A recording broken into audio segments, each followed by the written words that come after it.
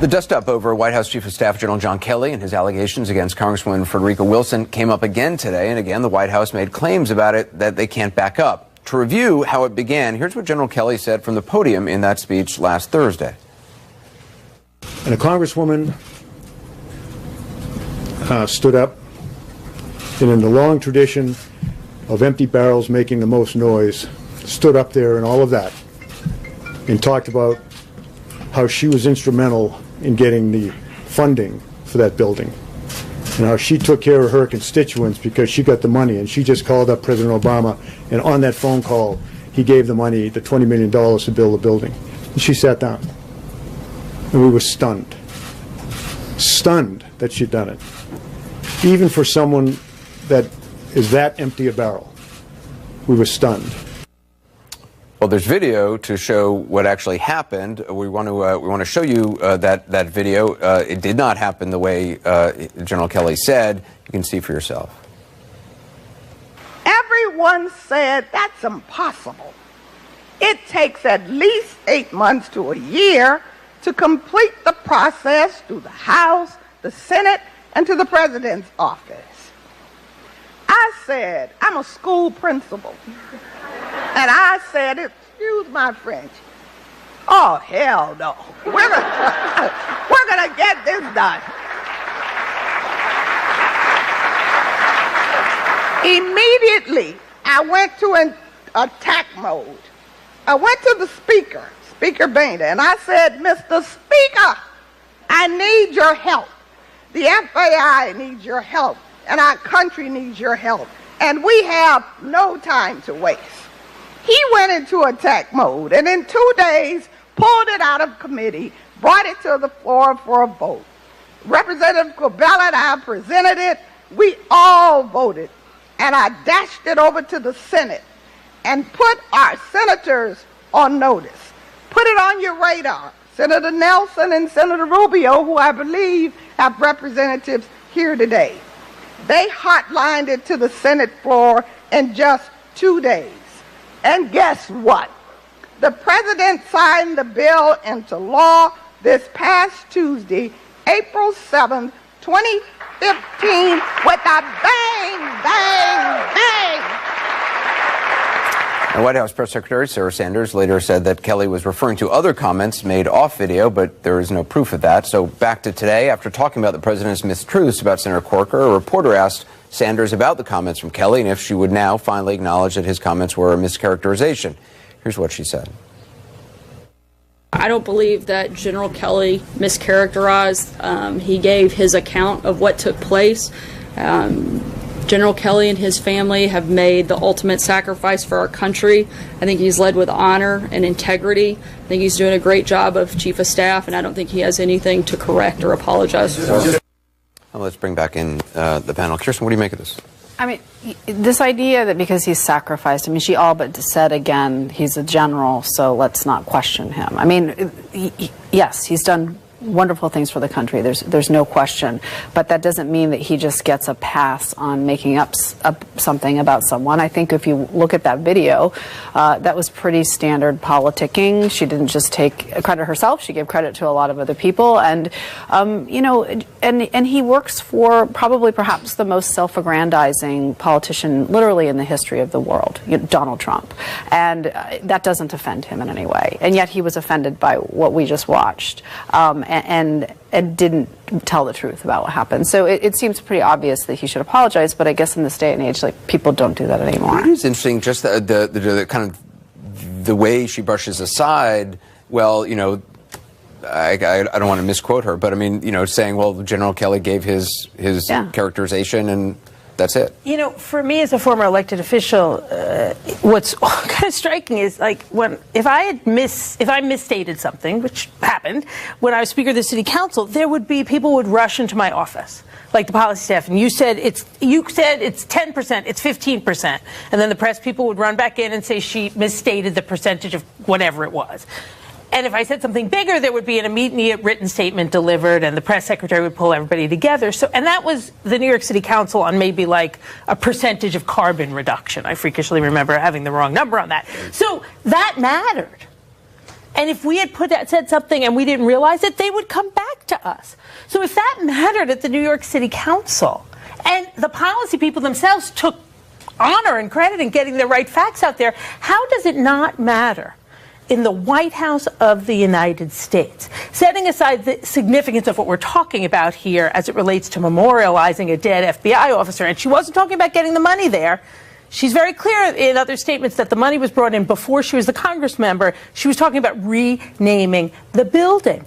And if you listen to the press secretary, she said he relayed his account. You know, I have memories of things that I've warped to make myself look better, but they may in fact not be the truth. Your account isn't the truth, and I just don't understand how somebody who's in a press office... It's moral relativism. It's lying. It's how you know... It's lying. The truth is what it feels like to me. You know what? Not in Catholic school. The nuns were pretty damn clear about what was the truth. I agree with you. No, I know. But I think that part of this is also sloppiness. I mean, I'm going to... Hopefully, General Kelly did not intend to misstate this. He talked for a long time about a very sensitive and important topic, but if you make that one mistake, right, everything else is ruined. Totally negates everything else, and we can now look at that, and it really calls into question everything he said. I agree. Well, and one of the things you learn in communications and when you're trying to get out a message, if you have a cleanup on aisle 4, you grab a mop and you clean it up right then and there and you move on. Problem is, unfortunately, this was his recollection of what this Congresswoman said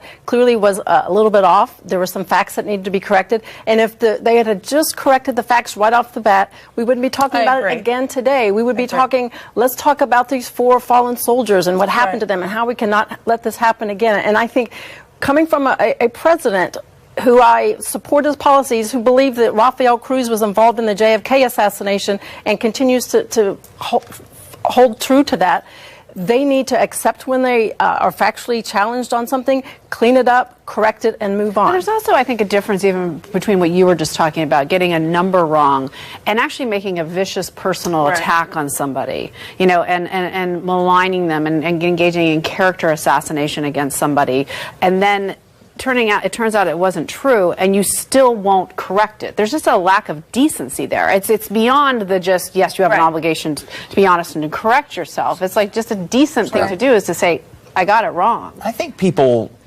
misstate and misremember things that happened long ago all the time. That's not uncommon in politics or any other business. What makes me more uncomfortable about this is the concept that someone serving in a civilian position in our government is beyond questioning.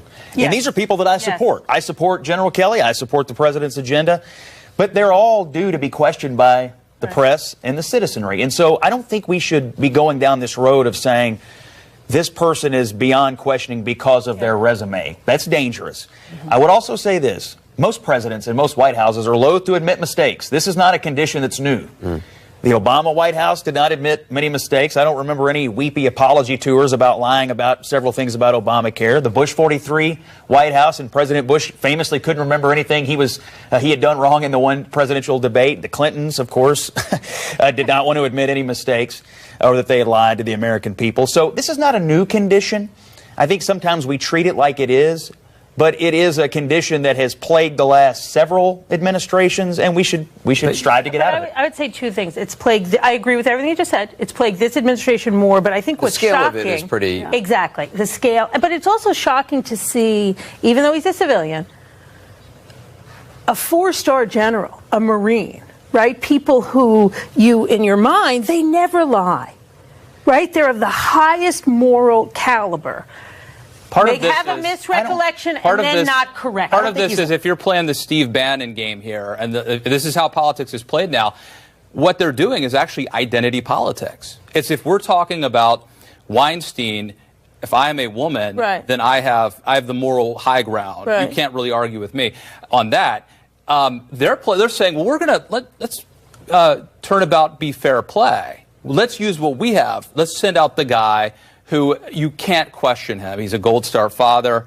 He's a general. In a sense, they're playing identity politics the way the left has done it for. But you know what? I don't agree with the left part. Got to take a quick break. It's so sad to see a general fall for that. I agree. All right, let's take a quick break. Coming up, more breaking news. We're learning tonight that the Clinton campaign and the Democratic National Committee funded research that led to that now infamous Russia dossier. What Clinton's campaign press secretary is saying about all this tonight as well as the White House. Good evening, everybody. Breaking news tonight, and it is big news. Reports that it is the Hillary Clinton campaign and the Democratic National Committee who paid for research to smear then presidential candidate Donald Trump. Let me repeat. The Clinton campaign and the Democratic National Committee helped fund research that resulted in the discredited dossier against Donald Trump.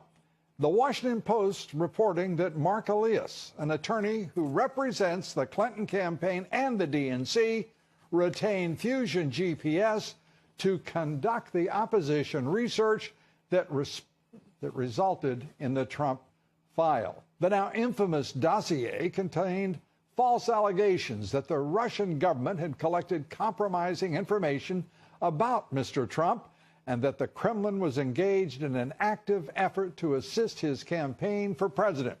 And if the Washington Post reporting is fully grounded, it was paid for by Clinton and the DNC.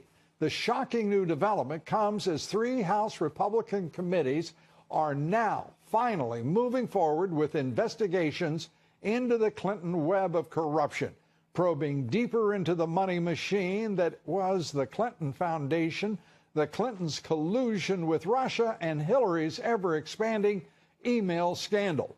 The House Intelligence Committee today announcing it's joining the Oversight Committee in investigating why the Obama administration approved the sale of Uranium One to Russia, giving Moscow control of 20% of America's uranium supply, and not even a whisper of opposition from the President of the United States. Chairman Devin Nunes telling reporters that he wants to know whether the Obama Justice Department was investigating Russian corruption and bribery before the administration approved removing 20% of the nation's strategic uranium assets and putting it all in the hands of the Russians.